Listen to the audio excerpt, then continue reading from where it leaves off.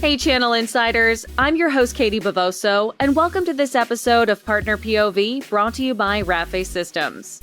Platform teams face mounting challenges managing data-heavy workloads across complex cloud environments.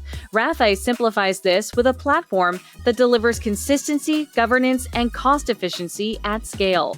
And through its deep partnership with AWS, Rafay has become a leading choice for enterprises accelerating cloud adoption. Here to explain why is Mohan Atreya, Chief Product Officer at Rafay Systems. Welcome, Mohan. Hey, thank you, Katie. Really a pleasure to be here today. So great to have you, and thank you so much for joining me. I think the best place for us to get started is to address those who are just learning about Rafay for the first time. Why don't you give them a brief overview of what you do and what kinds of cloud environments you serve? Oh, sure, absolutely. Maybe an easy way to think about Rafay is, let's actually look at this from AWS's lens, right? Because many of the customers who are familiar with AWS, I mean, it's an amazing solution, right? Like, especially with managed services like Bedrock, SageMaker, which a lot of people love and use for building Gen AI applications with leading foundation models. Now, the issue that many customers face is they're also doing things on premises, and they sometimes do that because of data residency requirements. They have regulatory issues that they have to comply with, or simply they have cost issues. Now, organizations find themselves in this situation, and they are kind of operating in a hybrid mode, which is, many enterprises, or many of them are living in multi-cloud environments, right? Like AWS, Azure, and GCP, and maybe even some on-prem stuff. And maybe just to add on a little bit of a spice to it, maybe they even have an edge deployment. Or if you're a large, classified operations, you may have air-gap setups. So when you have this kind of complex, heterogeneous environment, how do you unify everything across these diverse infrastructures? And this is kind of where Rafay plays. So at its core, we are nothing more than an infrastructure, orchestration, and workflow automation platform. We are kind of helping enterprises and service providers transform this heterogeneous compute, bring it all together, and transform that into a self-service consumption engine that users can use. Very well put and very simple, especially with that last explanation. Thank you so much for that. So how does Rafay's platform differ from not only native tools, native cloud tools, but competing platforms as well? And what makes your platform more effective? So maybe a way to think about this is if you are an organization that's 100% AWS, you absolutely should use the native tools because it's optimized for the particular cloud. The way to think about this is very cloud specific. So the tools that are designed for AWS are very AWS specific. Now, what we talked about are organizations that live across multiple environments. So the tooling there does not port over to the other environment that they have. And there are many organizations where they have to stay on premises, even though they use the cloud for certain data residency requirements, they have to also have on premises, or it's actually getting kind of complicated now in a complex geopolitical environment where it's become more acute now, where people are more interested in keeping their data in their environments, in their countries. So we help abstract this complexity across this environment, and these are ideal use cases for Rafay. See, if you're an organization that finds yourself in this kind of a situation, Rafay is a great fit compared to something like a native cloud tools.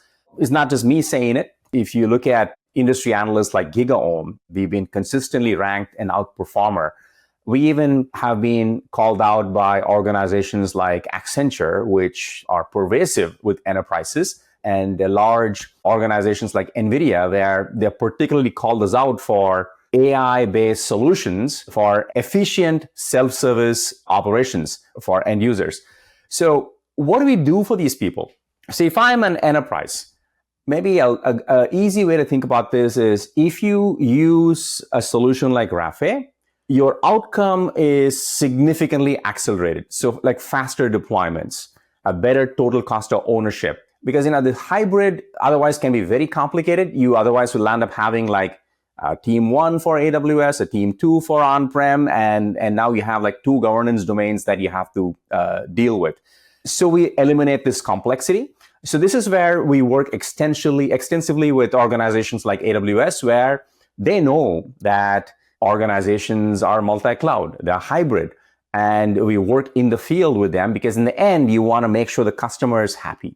And that's the most important thing. Thank you so much. A follow-up question to that. How quickly can a new enterprise get up and running with Rafay compared to building maybe a do-it-yourself Kubernetes stack in-house from scratch themselves?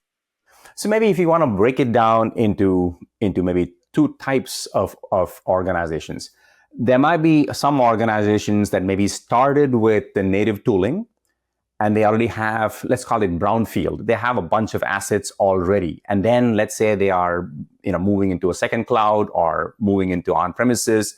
So that's scenario one. And scenario two is greenfield, where the customer says, hey, I'm just starting from scratch. I got nothing. I'm starting from zero. Help me out here. So in both scenarios, we have kind of purpose-built our platform to ensure that for both scenarios, the onboarding is frictionless. Now, I don't want to hold back the suspense. It's typically, we're talking hours, right? Organizations have gone from nothing to a production-grade environment in hours. And we usually tell people start small and then build on it and expand.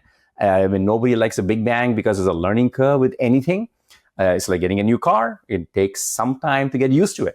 So even for complex hybrid setups, like spanning AWS and maybe an on-prem environment, managing large fleets of infrastructure with complex end-user workflows, you can be up and running in less than a week, even for those kind of scenarios. Wow. Well, with that in mind, I'd love to hear a real-life success story. Can you share a real-world example of how a Rafay customer reduced costs or accelerated time to market with your platform? Maybe a good example to maybe take is actually one of my favorite customers, and to work closely with them. They are in the biotech space. And as you can imagine, biotech is highly regulated. And this is an organization that's global. So they not only have to be compliant with the US laws, but also European laws and other laws in other countries. It's a complex operating environment for them. But as scientists, we're all human beings, pretty similar all over the world, just live in different countries. And they are in what I would call as therapeutics for cancer cures, right? So if they learn about some issues as scientists in a certain country, and if they can bring that solution over to another country, well, that's helping people, right? But then these laws and regulations should not get in the way in doing the job. So they live in both AWS and on-premises. And on-premises is where they store the data, because data residency is a big, big worry for them. So it's a hybrid environment. And we've kind of helped them deploy and operate this at scale. They operate at immense scale. The amount of data they move around, helping their scientists find cures faster, is actually pretty insane. If you talk about impact for them, they went from setup times that pre-Rafay, I would say they were in months with experts. And they were able to shrink that down into a highly repeatable process with a smaller team. And now they are in hours of time. And that's the benefit that a platform like Rafay brings, abstracting away the complexity of the cloud and on-prem. The hybrid's a complex beast, and we simplified that dramatically for this customer. I love to hear that. I love a story where you can show how it really touches everyday people and the lives and the journeys that they're on. So incredible story there. And thank you for sharing that. Well, we haven't talked about AI yet, which of course is some sort of record because everyone is talking about it lately. So why don't you tell me, Mohan, how is Rafay evolving to meet the fast changing needs of enterprises adopting AI and containerized workloads? Just like everybody else in the market, we got pulled into this about 2 years ago. Mm-hmm. And organizations that were doing just infrastructure automation before, their needs evolved into AI infrastructure automation. But there's a big difference. It's not, one could say, hey, what's a big deal? It's just AI infrastructure. It's still infrastructure. The problem is the AI infrastructure is incredibly expensive, not available in all places. And because it's so expensive, it results in all kinds of complexity. So one of the common problems we see with people is to say, hey, look, we just bought this expensive $5 million on-premises GPU infrastructure, but my remaining app lives in the cloud. My data is living on-prem. My app is living in the cloud. We evolve the app very quickly in the cloud. Now, how am I going to do that on premises? This is a $5 million investment. I can't have that idling. It's like having an expensive Ferrari in your driveway, right? I need my on-prem expensive environment to work as effectively as the cloud, because cloud moves at light speed, right? But how do we do that with on-prem? So these are some of the problems. And the other thing they'll end up saying is, look, I don't have power in my data center anymore beyond a certain level, and my usage has gone through the roof. How do I push to the cloud? I'm running out of capacity on-prem. Can I just seamlessly move to the cloud so that my users can do their job? So these are some of the kind of use cases that we land up doing for these customers. Maybe another useful example, maybe I'll take a real-life customer example here. This is a large hedge fund. Of course, they use AWS for their mission-critical applications, customer-facing applications. But for training their machine learning models, they do everything on premises with around 50, 100 GPUs. And they have data scientists in New York, another team in Tokyo, another team in London. They only have X number of GPUs on-prem to do training. How do I share across these three teams? How do I make sure that these expensive data scientists are not twiddling thumbs because they don't have access to GPUs? Well, we help them kind of manage the allocation of these limited GPU resources, AI infrastructure, to these data scientists. And coincidentally, if you think about it, Tokyo, London, and New York, they are slightly different time zones, so they have different working hours. So we can do time-based allocation, it's like sharing a car if you're not driving it at the same time. Or how do I allocate quotas and make sure that if I'm indeed accessing the infrastructure at the same time as someone else, how do I schedule it so that it's fair and equitable so no one's twiddling thumbs again? So these kind of use cases are where we really shine. And then finally, if I have like a mission critical rollout happening and it's going to be like millions of dollars of loss for this hedge fund if they don't let the data scientists have access to AI infrastructure, guess what? They will burst to the cloud if needed. And we help enable that too. So in the end, I think these organizations are trying to align and make do with whatever constraints are imposed on them. And infrastructure, whether it's on-prem or a cloud like AWS, for them it's just infrastructure. They just need access to stuff to do their job, and we help enable that. We've obviously been talking about AWS throughout this entire interview, but I'd like to dig more into your strategic partnership. How is AWS and the partnership that they provide you a differentiator for both you, Rafay, and your customers? We worked with AWS for, I think, 7 years now. In fact, ever since the company was founded. And of course, the reason for that, our early customers were on AWS, so we kind of were pulled in, and we've kind of done a lot of unique work around AWS, because obviously our key value prop for our customers is how can I partner effectively with AWS so that I can maximize value for the customer. So hopefully, 1 + 1 = 3 kind of a situation. So what we help these organizations do is take raw infrastructure from AWS, help transform that into a fully operational, production-ready platform. What does that mean? And a lot of people may not realize this. There is actually a very large body of work that happens around AWS infrastructure before an organization, especially a large enterprise, would deem that as production grade. A lot of that work tends to be very manual, very cumbersome, error prone. How do I streamline that? So now why this really is effective for customers is they get to move fast. They have less errors. They don't need like an army of people to do things that are considered routine. That's number one. The AWS team really likes working with us because they care about customers being successful on Rafay, on AWS, I'm sorry. So they want to make sure that their customers find value in AWS infrastructure, and we are a solution completer in many ways. We are a catalyst for these business transformation ideas that people are embarking on. And that's why AWS also looks at us as a strategic partner.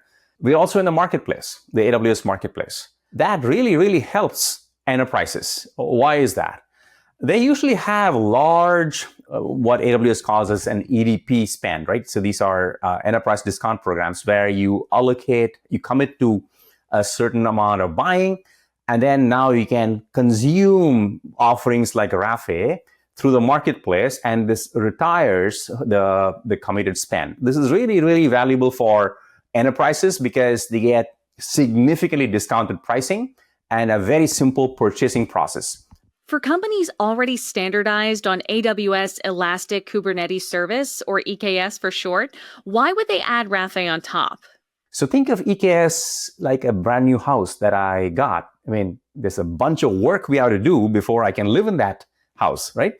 So what do organizations have to do before they can use this amazing new EKS cluster? Or most people don't stop with one, they have hundreds, right? Large enterprises. So I have hundreds of these clusters. What do I have to do? I have to standardize them. Organizations, especially IT, love standards. Otherwise, it's too hard for them to manage things. So they look at things as a fleet, right? And they kind of want to make sure that everything in the fleet looks consistent. So if there's a security problem, or did I update that at the right time on this cluster? If I did not, well, maybe I'm not compliant anymore. Now I have a big headache in my company. I maybe had to report that to, the SEC or someone else. Nobody wants those headaches. They want to do their job effectively and make it business as usual. So standardization is a very big problem. Now, the next thing is you have, let's say, an EKS environment. There may be 20 application teams that are deploying apps on it. And these 20 application teams may have 5 developers each, so it's 100 developers. Now I have 100 users that need access to only what they need. And these are operating behind a firewall inside AWS. So how do I give them access to it? How do I know who to give access to? So secure access is a problem. Quota management is a big deal. Finally, the world has moved on from infrastructure people provisioning and managing EKS clusters and all of that. The world has moved on dramatically. This was the way 6 years ago people used to do. What people have moved on to now, what leading companies, leading enterprises are doing, is what is called as self-service. So me as a user, I don't know anything about AWS infrastructure because I've not been trained on it. I'm a developer. I should be able to go look at a menu of options, click a few things, get access to it, do my job. Why should it be any harder? Right? But of course, I'm not going to get the Wild West. I'm going to get an IT standardized environment via self-service, right? And it may have policies like, well, Mohan, you can have it for 2 days, after which we'll tear it down because it's too expensive. So organizations are using Rafay to not only standardize these environments, but also empower self-service, because in the end, it's all about productivity for these users. If I'm a developer and there's friction, everything slows down. If I get self-service, I do my job, and the organization has policy enforcement, developer is productive, company is productive, you deliver shareholder value, everyone's happy. For those who are watching and who are really interested, what's one thing customers or prospective customers can do today to help streamline their onboarding with Rafay systems? We do offer free trials. So if you go to rafay.co, there's a free start. Or we are also in the marketplace. So if you're the kind of user who is extremely familiar with the AWS marketplace, click right there and start with a free trial there. The entire deployment itself, it can be done end to end in about 30 minutes or so. What we've done is we've kind of built out various scenarios and say that, here are 4 or 5 scenarios that we see repeatedly being used by customers. So we basically say, pick your scenario and walk down that chain, the process, and then experience it for yourself. But I think most users in the market today, they want to learn by doing. They want to try and then form their own opinion. They don't want to be sold to. They want to experience it and form their own opinion. And these are savvy users. So how do we help them in a self-service manner. So that's kind of what we have optimized for.